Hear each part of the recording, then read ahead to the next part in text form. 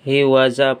Panibagong araw naman mga ka-mechanics. Welcome back to my YouTube channel and my Facebook page.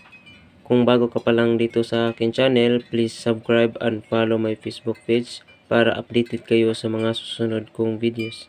So for today's video ay tuturuan ko kayo kung paano magkabit ng dual horn sa inyong motor. So nakita nyo na ang diagram.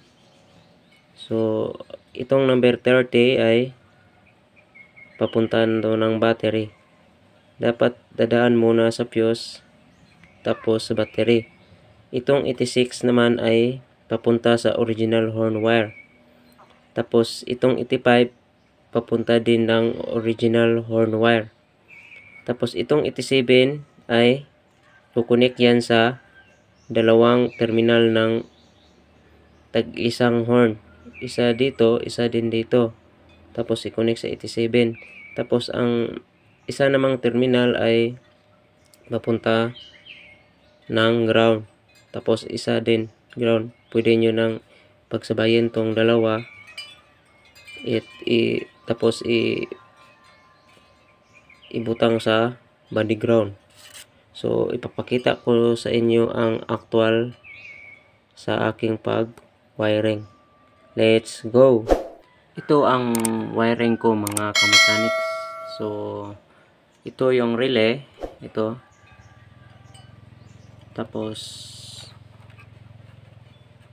itong wire na to, ang white na wire na to ay, ito yung number 30. Papunta yan ng battery. Tapos, itong black na to, ito yon ang 85.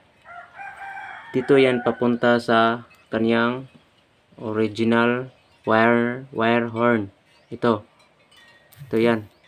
Tapos itong white naman, itong white ay 86 papunta din ng original horn. Ito. Tapos itong yellow wire ng dalawang yan ay papunta yan ng horn dito. Papunta dito yan. Tapos ang isa dito. Tapos ang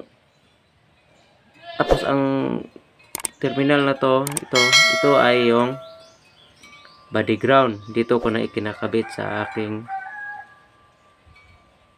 body ground. Dito ko na ikinabit. So ito yung low na busina. At ang isa ay high. 12 volt yan. Ganyan lang ang pag-install ng horn. Napaka-basic lang yan mga ka-mechanic.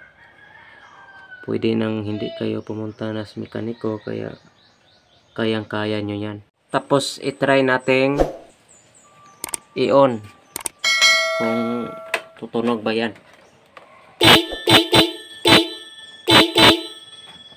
Ba? Ang lakas mga ka-mechanics, lakas ng busina. Kaya thank you for watching.